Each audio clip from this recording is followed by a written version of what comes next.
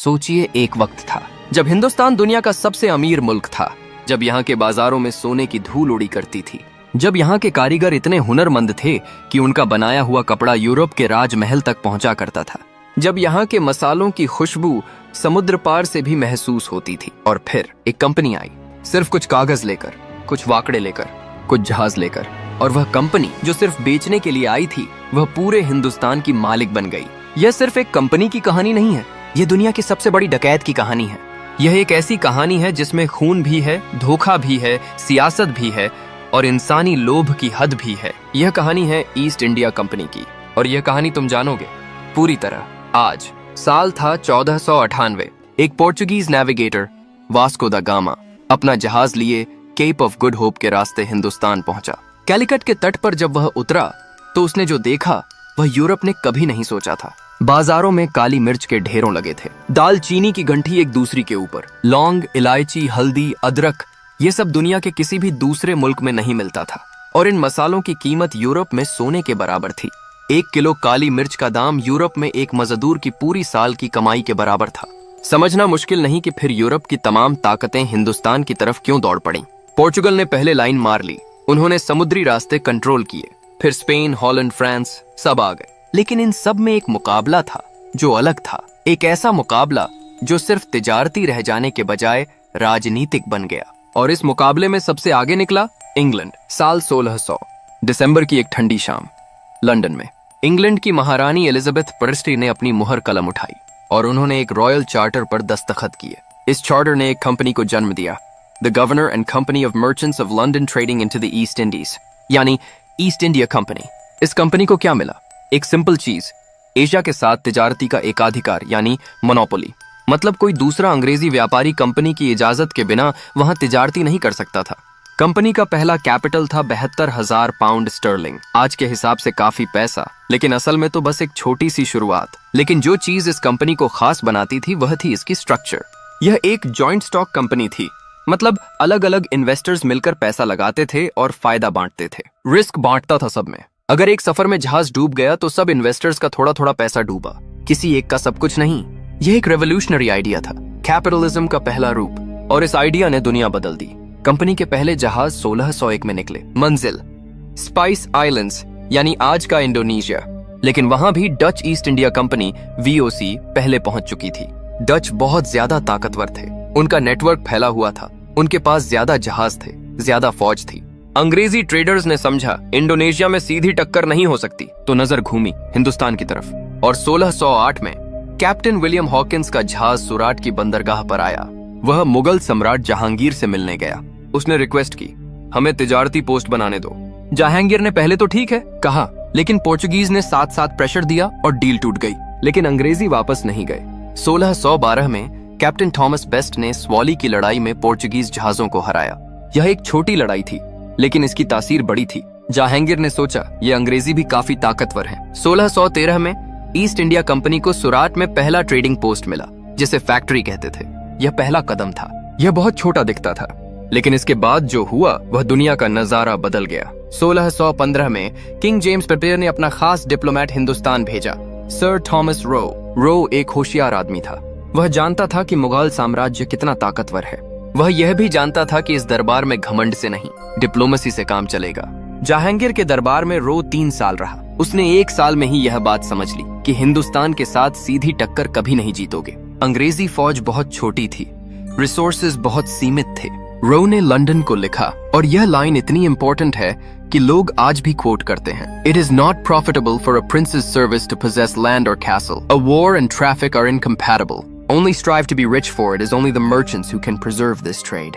मतलब लड़ाई मत करो, व्यापार करो, पैसा कमाओ, राजाओं को खुश रखो, अपने आप को ताकतवर बनाओ। यही ईस्ट इंडिया कंपनी की पहली स्ट्रैटेजी थी, और इस स्ट्रैटेजी ने उन्हें वह बेस दिया जिसके ऊपर उन्होंने बाद में पूरा साम्राज्य खड़ा किया। कंपनी धीरे धीरे आगे बढ़ी। 1639 मद्रास, आज का चेन्नई। कंपनी ने लोकल नवाब से एक छोटी सी जमीन खरीदी, वहां फोर्ट सेंट जॉर्ज बनाया। यह एक ट्रेडिंग पोस्ट था और बाद में यह एक पूरे शहर की नींव बना। 1661 बॉम्बे। यह एक एक्स्ट्रॉर्डिनरी बात थी। किंग चार्ल्स II की शादी हुई पोर्चुगल की कैथरीन ऑफ ब्रागांजा से, और दहेज में इंग्लैंड को बॉम्बे मिला। राजा ने उसे कंपनी को सिर्फ 10 पाउंड एनुअल रेंट पर दे दिया। आज बॉम्बे पे मुंबई दुनिया के सबसे बड़े फाइनेंशियल सेंटर्स में से एक है और यह शुरू हुआ था दहेज की एक डील से। 1690 कलकत्ता, आज का कोलकाता, जॉब चार्नॉक ने हुगली नदी के किनारे 3 गांवों की जमीन खरीदी। वहां एक फोर्ट बनाया, फोर्ट विलियम। यह वही जगह थी जहां आगे चल के कंपनी का असली साम्राज्य खड़ा होगा। 3 शहर, 3 ट्रेडिंग पोस्ट्स। लेकिन ये 3 जगहें कंपनी के लिए 3 कैंटीन नहीं थीं, ये 3 लॉन्चिंग पैड्स थीं। एक दिन इन शहरों में उसी कंपनी की फौज होगी, इसी कंपनी के अफसर इन शहरों को कंट्रोल करेंगे और इसी कंपनी के हाथ में पूरे हिंदुस्तान की किस्मत होगी। अभी तक किसी को अंदाजा भी नहीं था। साल 1757। यह साल हिंदुस्तान के इतिहास में सबसे बड़ा टर्निंग पॉइंट है। लेकिन इस टर्निंग पॉइंट को समझने के लिए हमें थोड़ा पीछे जाना होगा। मुगल साम्राज्य अब घटने लगा था।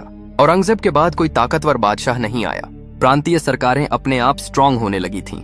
बंगाल में नवाब का दरबार था, सिराज उद दौला, जो एक नया और जवान नवाब था। सिराज की प्रॉब्लम थी कंपनी से। कंपनी अपने कलकत्ता के फोर्ट को बिना इजाजत के बड़ा कर रही थी। वह टैक्स नहीं दे रही थी, वह अपनी अपनी शर्तें बना रही थी। सिराज को गुस्सा आया। वह नवाब था, अंग्रेजों को उसकी बात मानना पड़ती थी। जून 1756 में सिराज ने फोर्ट विलियम पर कब्जा कर लिया। कंपनी के लोगों को भागना पड़ा और फिर रॉबर्ट क्लाइव आ गया। रॉबर्ट क्लाइव का अपना एक अलग ही किस्सा है। वह 18 साल की उम्र में एक सिंपल क्लर्क की नौकरी लेकर हिंदुस्तान आया था। बाकी के सब क्लर्क्स की तरह वह भी लेजर लिखता, अकाउंट्स बनाता, लेकिन उसमें कुछ अलग था। Ambition, wild, reckless, dangerous ambition. एक बार उसने पिस्टल अपने सर पे लगाई और ट्रिगर खींची, ट्रिगर नहीं दबी। किसी ने कहा, इसका मतलब भगवान चाहता है ये जिएगा। क्लाइव ने जवाब दिया, तो मुझे बड़ा काम करना होगा, और उसने वह बड़ा काम किया।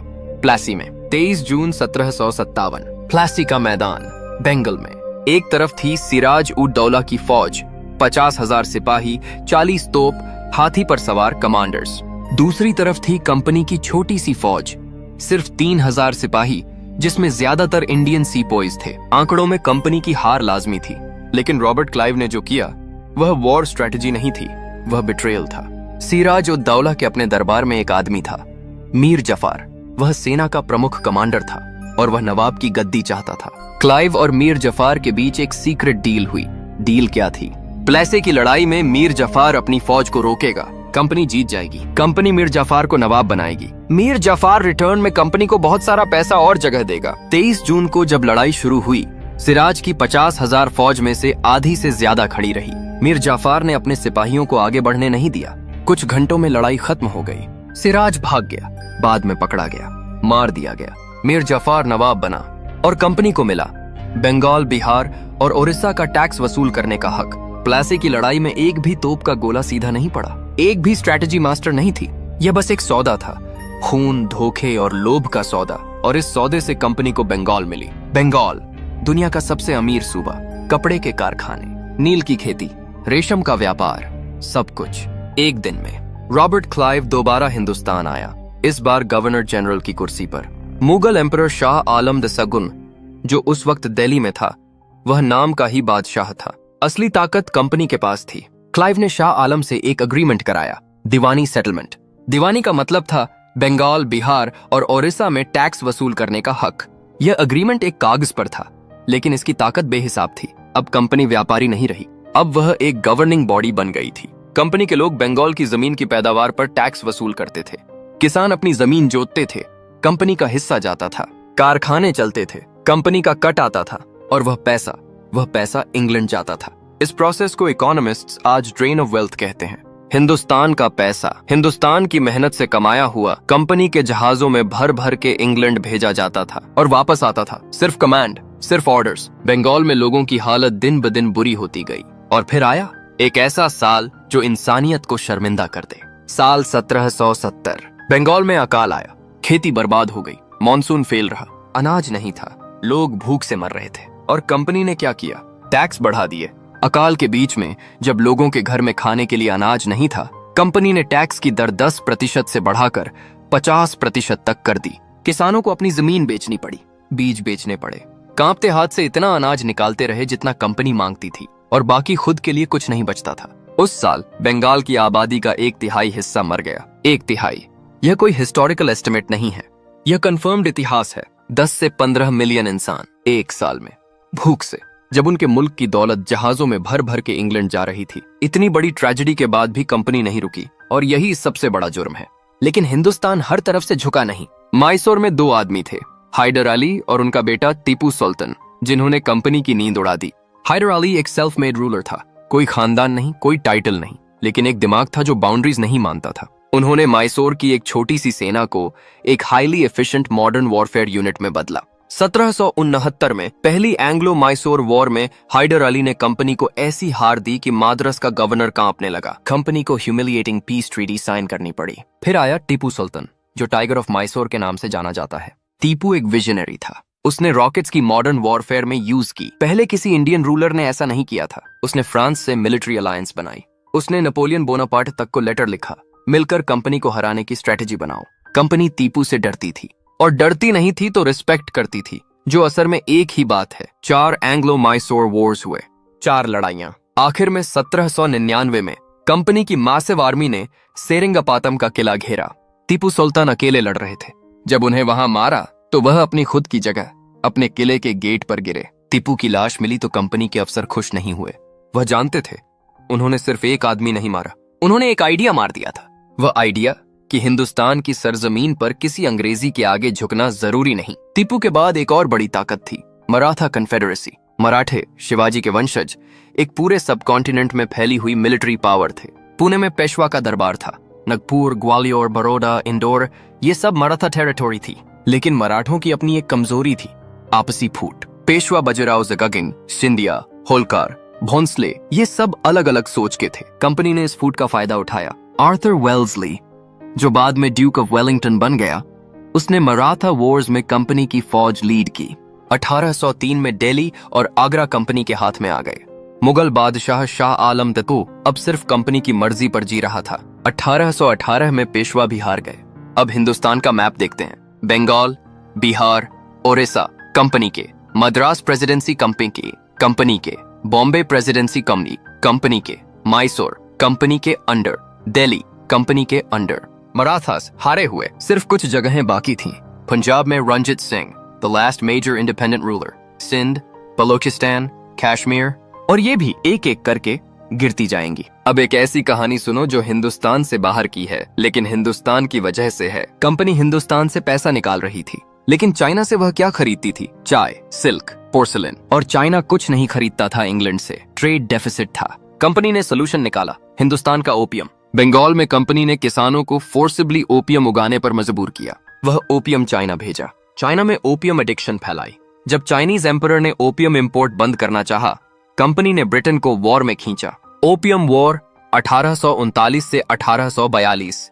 चाइना हारा, हांगकांग ब्रिटिशर्स को मिला।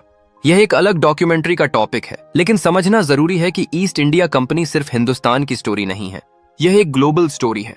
एक ऐसी कंपनी की स्टोरी जो तीसरे मुल्कों की खेती पर कंट्रोल लेकर दूसरे मुल्कों को एडिक्ट बना रही थी, सिर्फ पैसा कमाने के लिए। हिंदुस्तान में कंपनी की 2 बड़ी इकोनॉमिक पॉलिसीज थीं, जो हिंदुस्तान को अंदर से खाली कर रही थीं। पहली, परमानेंट सेटलमेंट।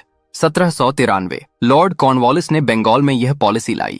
जमींदारों को एक फिक्स टैक्स कंपनी को देना था। अगर वह नहीं दे सके, उनकी जमीन नीलाम। जमींदार किसानों से ज्यादा लगान वसूल करते थे। कंपनी के टैक्स से ऊपर खुद का मुनाफा भी कमाते थे।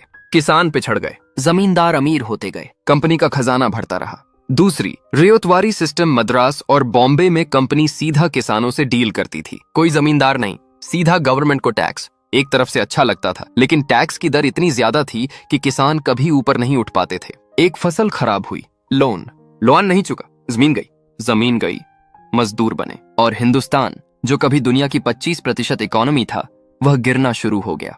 1700 में हिंदुस्तान की जीडीपी दुनिया की रफली 24% थी। 1947 में वह गिर के 4% पर आ गई थी। यह गिरावट एक नेचुरल प्रोसेस नहीं थी, यह एक सिस्टमैटिक डिलिबरेट ड्रेनिंग था। कंपनी का और बाद में ब्रिटिश राज का सबसे बड़ा प्रोजेक्ट। कंपनी के पास अब एक बहुत बड़ा हथियार था, वह थी खुद हिंदुस्तान की फौज। कंपनी की फौज में ज्यादातर इंडियन सिपाही थे, जिन्हें सीपॉइज कहते थे।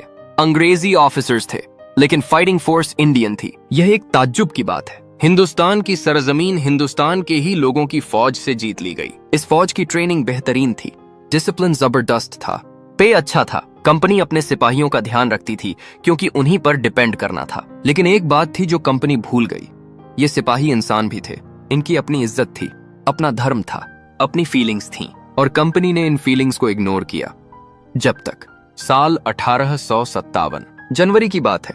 मीरुत की छावनी में खबर फैलाई, नई एनफील्ड राइफल में जो कार्ट्रिज इस्तेमाल होती है उस पर गाय और सुअर की चर्बी लगी है। हिंदू सिपाहियों के लिए गाय माता है, उसे मुंह लगाना पाप है। मुस्लिम सिपाहियों के लिए सुअर हराम है, उसे छूना गुनाह है। कंपनी ने इस बार धर्म को ज्यादा लाइटली लिया। मीरुत में सिपाहियों ने कार्ट्रिज यूज करने से इनकार किया, उन्हें जेल में डाला गया। 9 मई 1857 मीरुत के इंडियन सिपाहियों ने बगावत कर दी, अंग्रेजी ऑफिसर्स को मारा, जेल के गेट्स तोड़े, अपने साथियों को आजाद किया और दिल्ली की तरफ बढ़े। वे क्यों दिल्ली गए? क्योंकि दिल्ली में था मुगल बादशाह बहादुर शाह जफर।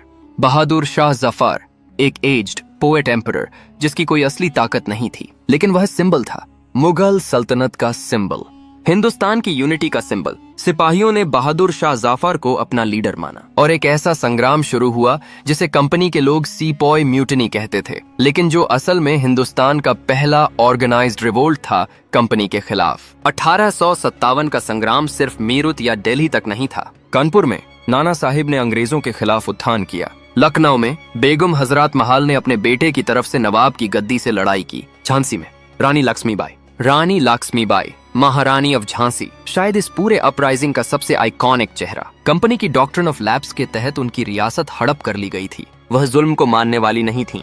अपनी छोटी सी फौज के साथ अपने बेटे को पीठ पर बांध के वह लड़ती रहीं। झांसी का फोर्ट कंपनी की बड़ी फौज ने घेरा।